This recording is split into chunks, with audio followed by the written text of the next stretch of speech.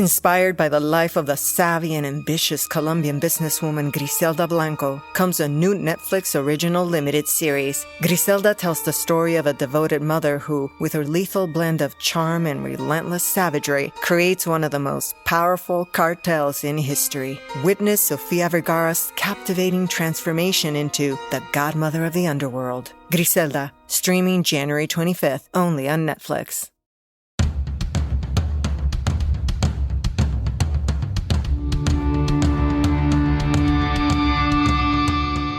This is the Mistress Carrie Situation Report for January 18th, 2024. Your daily entertainment headlines, industry info, and everything rock. Motley Crue are celebrating their 43rd birthday by unveiling the Crueseum, an online virtual museum dedicated to the band's long and colorful history. The Crueseum is giving fans an expansive look at all of the facets of the band's career, including rare memorabilia, backstage photos, handwritten notes, flyers and poster art, ticket stubs, tour itineraries, VIP laminates, and more, much of which has never been seen by the public, according to the press release. The band also promises to continually expand the museum's offerings with other items, and the site offers fans the chance to purchase memorabilia from the band members' personal collections. Yesterday, less than 12 hours after news broke that Pauly Shore was set to portray fitness guru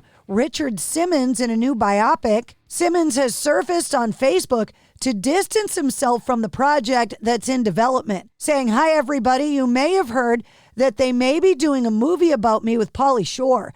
I have never given my permission for this movie, so don't believe everything you read. I no longer have a manager and I no longer have a publicist.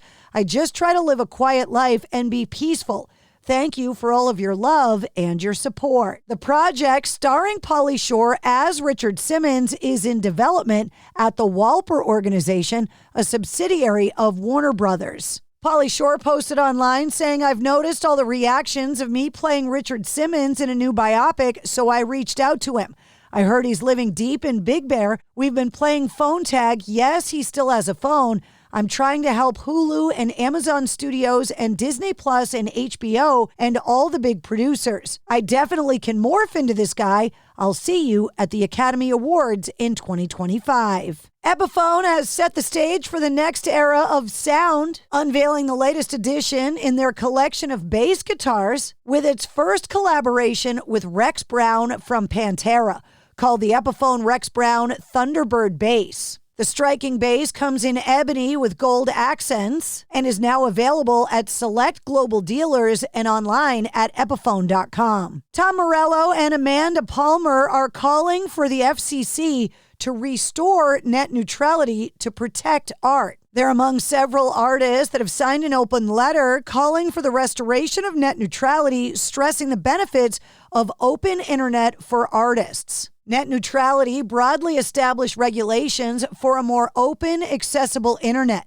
The rules ensured that internet providers couldn't do things like restrict access to certain content, slow or accelerate connection speeds, or hamstring connectivity for customers who didn't pay a premium fee. Those rules were then scrapped during the Trump administration, but last October, the FCC voted to move forward with a proposal to restore them. The letter states, quote, "Artists are no fools. We know that if big telecom giants squeeze access fees from big tech companies, these monopolies will put corporate profits before struggling artists and pass those costs along to us, and smaller, more independent platforms that actually cater to artists' needs could be shut down entirely." Saying without net neutrality, these companies can and will sap even more resources out of our industry. For example, if Verizon and AT&T cut deals with the big record labels for their artists' music to load faster than the music from independent artists or artists that they deem too politically controversial, we cannot allow these corporations to take even more control over our art and livelihood. REM, Steely Dan, Timbaland, and more have been announced as inductees into the 2024 class of Songwriters in the Hall of Fame. The Red Hot Chili Peppers frontman Anthony Kiedis may soon be the topic of a new biopic. According to reports in Deadline Hollywood, Universal Pictures has optioned Kiedis' 2004 autobiography, Scar Tissue. According to Deadline's report, the film is currently in early development stages at the studio and will see Kiedis as a producer alongside Brian Grazer from Imagine Entertainment and Guy Oseary. A tentative release date for the film has yet to be announced, nor has a director and cast. Gene Simmons has announced a show with his solo band, marking the first performance since Kiss played their final concert. The Gene Simmons Band will take to the stage on Friday, April 26th at the Summer Breeze Festival in Sao Paulo, Brazil. The band's lineup includes guitarist Brent Woods, who plays with Sebastian Bach and Vince Neil, Zach Thorne, who plays with Corey Taylor, and drummer Brian Tichy from Whitesnake, Billy Idol, and Foreigner. Sublime's surviving members have confirmed their reunion as a band with frontman Jacob Knoll, the son of their late band leader, Bradley Knoll. The trio previously tested the waters at a gig in December of 2023 and recently announced that they'll be playing at Coachella this April. Jacob announced in a statement, "This has so many layers for me. On a spiritual level, my father passed away when he was 28, and I am now 28. It's an honor to carry on with our family's name and legacy with Sublime. I've been a performing musician with my own projects since I was 18.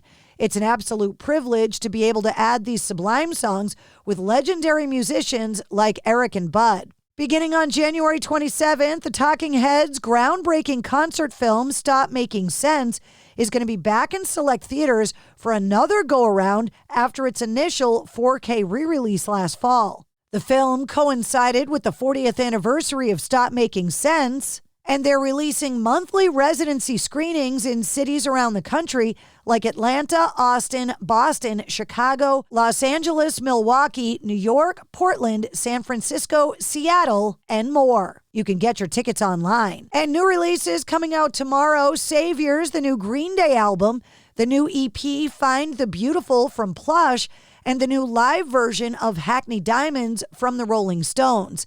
And this weekend, the IMAX film Queen Live in Montreal debuts in IMAX theaters around the country. And that's your sit rep. For more details on all the stories, check the show notes of this episode. And don't forget to like, follow, and subscribe to the Mistress Carrie Podcast.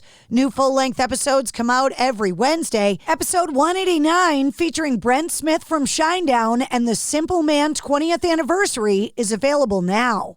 To celebrate joining Pantheon Podcasts, Rock Camp, the podcast, the official podcast of Rock and Roll Fantasy Camp, is giving away a guitar signed by Mike Portnoy of Dream Theater, Marty Friedman, formerly of Megadeth, and legendary shredder Zakk Wylde, plus our rockstar counselors like Vinny Appice, Monty Pittman, and more. To enter to win, simply follow, rate, and review our podcast on your preferred platform, and that's all you have to do. For more information, go to rockcamp.com/podcast.